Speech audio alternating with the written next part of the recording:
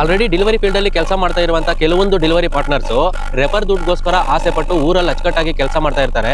ಅವ್ರಿಗೆ ಫೋನ್ ಮಾಡಿ ನಾವು ಅಷ್ಟು ದುಡಿತಿದೀವಿ ಇಷ್ಟು ದುಡಿತಿದೀವಿ ಅಂತ ಹೇಳ್ಬಿಟ್ಟು ಆಸೆ ಎಬ್ಬಿಸ್ಬಿಟ್ಟು ಕರ್ಸ್ಕೊಬಿಡ್ತಾರೆ. ಅಷ್ಟು ದುಡ್ಡು ದುಡಿಯೋದಕ್ಕೆ ಅವರೆಲ್ಲ ಎಷ್ಟು ಕಷ್ಟ ಪಡ್ತಾ ಇದ್ದಾರೆ ಅಂತ ಹೇಳ್ಬಿಟ್ಟು ನಿಮ್ಗೆ ತಿಳಿಸ್ಕೊಡಲ್ಲ. ಯಾಕಂದ್ರೆ ಅದು ನಿಮ್ಗೆ ಗೊತ್ತಾದ್ರೆ ನೀವು ಎಲ್ಲಿ ಬರ್ದಿರ ಆಗೋಗ್ತೀರಾ ಅಂತ ಹೇಳ್ಬಿಟ್ಟು. ಹೌದಾ? ಕೆಲವೊಂದು ಪ್ರಾಬ್ಲಮ್ಸ್ ನ ಹಿಂದಿನ ವಿಡಿಯೋದಲ್ಲಿ ತಿಳಿಸ್ಕೊಟ್ಟಿದ್ದೀನಿ. ಒಂದ್ಸತಿ ನೋಡಿಲ್ಲ ಅಂತಂದ್ರೆ ಹೋಗಿ ನೋಡ್ಕೊಂಡ್ ಬನ್ನಿ. ರೆಸ್ಟೋರೆಂಟ್ ಹತ್ರ ವೆಯ್ಟ್ ಮಾಡಿ ಕಷ್ಟಪಟ್ಟು ಆರ್ಡರ್ನ ಪಿಕಪ್ ಮಾಡ್ಕೊಂಡು ಕಸ್ಟಮರ್ ಬಾಗ್ಲವರೆಗೂ ಹೋಗ್ತೀರಾ.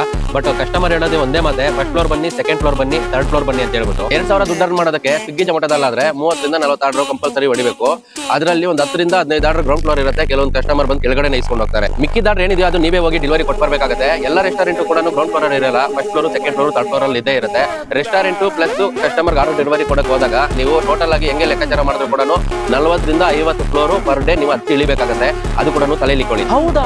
ಎಲ್ಲದಕ್ಕಿಂತ ಡೇಂಜರ್ ಇನ್ನೊಂದೇ ಒಂದು ಪ್ರಾಬ್ಲಮ್ ಇದೆ. ಅದನ್ನ ಮುಂದಿನ ವಿಡಿಯೋದಲ್ಲಿ ನಾನು ನಿಮ್ಗೆ ತಿಳಿಸ್ಕೊಡ್ತೀನಿ. ಅದಕ್ಕಿಂತ ಮುಂಚೆ ಈ ವಿಡಿಯೋನ 4 ಜನಕ್ಕೆ ಶೇರ್ ಮಾಡಿ, ಅವ್ರಿಗೂ ಗೊತ್ತಾಗ್ಲಿ. ಇನ್ಫಾರ್ಮೇಶನ್ ವರ್ತಿ ಅನ್ಸಿದ್ರೆ ಈ ವಿಡಿಯೋಗೆ ಒಂದು ಲೈಕ್ ಮಾಡಿ.